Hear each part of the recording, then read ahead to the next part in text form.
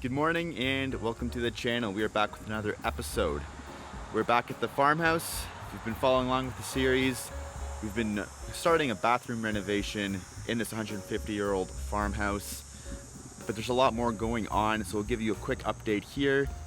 It's been a couple weeks. We have the septic system in. They've had to do a bunch of grading behind me here, remove some bushes and shrubs, as well as all the lead trim in the house has been removed, meaning the windows have been removed and all boarded up as well.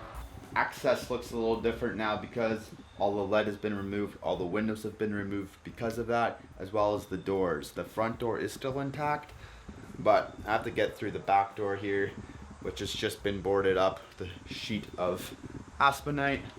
This door's gone, exposing how the wall is built, which is kind of cool. There's one course of bricks on the exterior. Then there's 1x8 it looks like, probably pine boards for their exterior sheathing.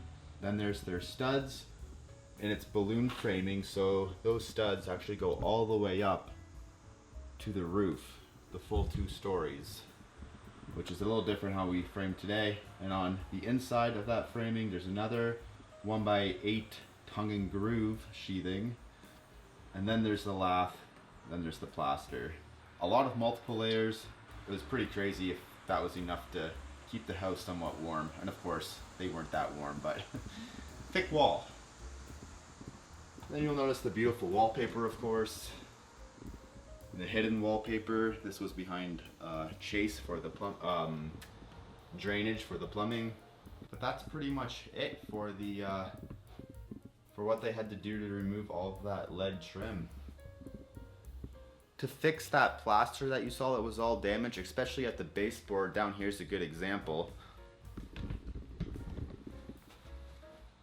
The original baseboard came up what looks like about a foot, which they could replicate, but again, it's more of a time issue than anything else with repairing that plaster.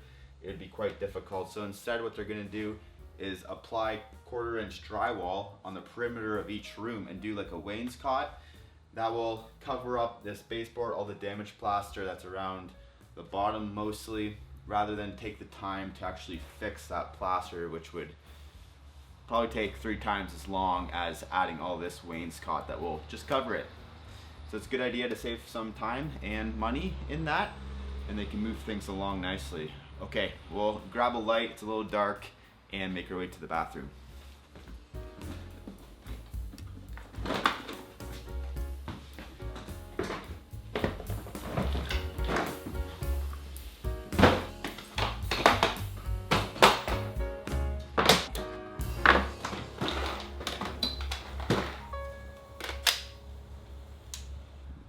Not much lights up in here.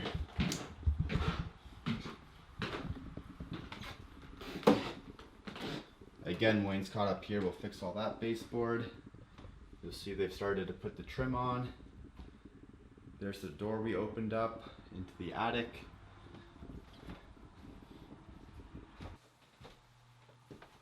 And here's the beautiful bathroom. Home. Wow. So this is the bathroom. I've gone ahead and done a few things. I spent today trying to prep some of the area, a little more demo work. As the lead people removed their lead trim, there was still some lath and plaster behind that trim, so unfortunately I got a little dirty again that day. But I've gone ahead and installed the subfloor, which is pretty standard. We went with 1/2-inch subfloor, I believe. Screwed it off every 4 inches. We need a strong substrate to support our tile that will be going on, just so there's no movement and therefore no cracks in our grout. Before we installed this, I went ahead, I'll show you a clip here, kind of what it looked like before. I went ahead and screwed down each of those 1x3 hardwood subfloor planks that they have, screwed that down into the joist just to eliminate any squeaks, but also a lot of them were bouncing just unsecure, so went ahead and made sure that those were fastened securely. And then I've gone ahead and built a couple walls. I did this back wall. The whole wall was out a little bit, so I bumped it ahead. We're gonna insulate this space as well, just to add a little bit of extra warmth. And then this wall too, like everything's just a little out. They're old walls, so it's gonna take me a little bit more time to frame properly. But you can see these walls here, it's about an inch, and then it goes down to nothing to the ground, so they were quite a bit out. And then for the tub sub wall, I've already gone ahead and made sure it's square. I've just used the 3-4-5 method, and that's measuring 3 feet on one wall, 4 feet on the other, and then the distance in between those marks should equal 5 feet. So I've gone ahead and done that. These two walls are squared, which is great, because based off of that now, I can just go ahead and measure 60 inches across, and this will be my mark for the tub wall. So 60 inches is here.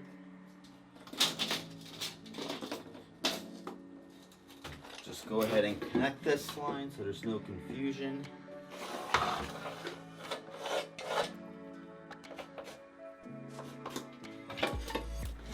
We also have to measure off the wall to see how far this stub wall is gonna come. It's a 30-inch wide tub. There's a couple options what we could do. You could go 40 inches and have just extra wall space.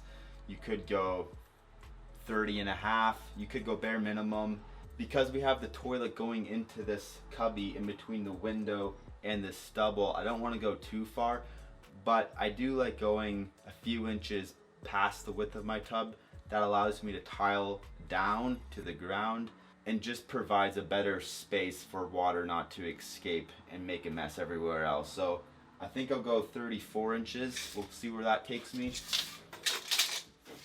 And that will be my final measurement for where this wall comes out.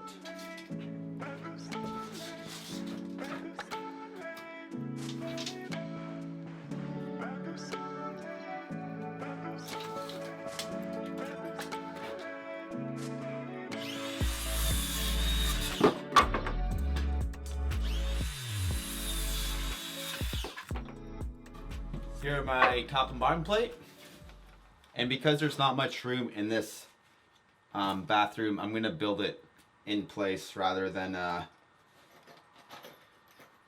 not building it in place, I guess.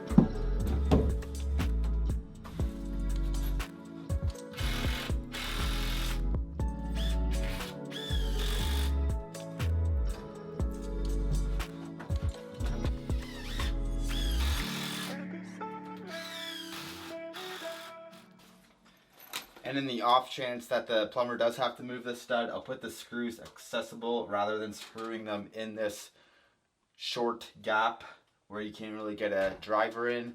I'll do it on this side where the cavity is big enough to be able to fit a screw gun in.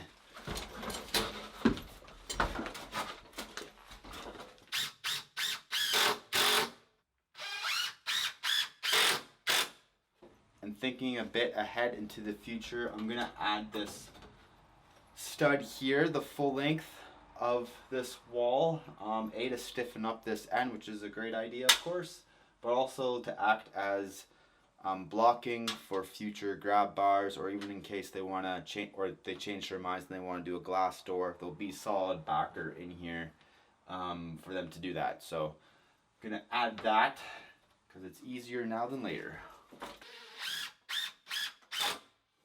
Alright, I just finished screwing off this stub wall, supporting that corner a bit more, as well as adding an extra 2x4 right here. Sometimes your 16-inch on center framing doesn't line up right to catch your drywall, in this case concrete board, so I just added a full stud there to catch that sheet of concrete board that I'll be installing in the tub surround. And then I did a little bit of work over here. This wall was a bit more trickier. There's just a lot going on. The whole wall was out about an inch, but there was also a kink in the wall, which was about 3/4 of an inch. So I had to plane it all out so it's straight at least. That way our vanity can fit in here tight into this corner. This was the old doorway. If you remember in another episode, we took out this doorway that leads up into the attic and put it on the other side, which enters through a bedroom instead, just to make the space a little more usable. Other than that, we might have to come back and frame out this wall, the window wall, with 1-inch material just to be able to fit some rigid foam insulation in that wall, provide a bit more insulation in the room. Can't add too much because the toilet has to fit in this cavity. So a lot of things to think about, but that will be on the next exciting episode. Thanks for watching, and I'll see you in that one.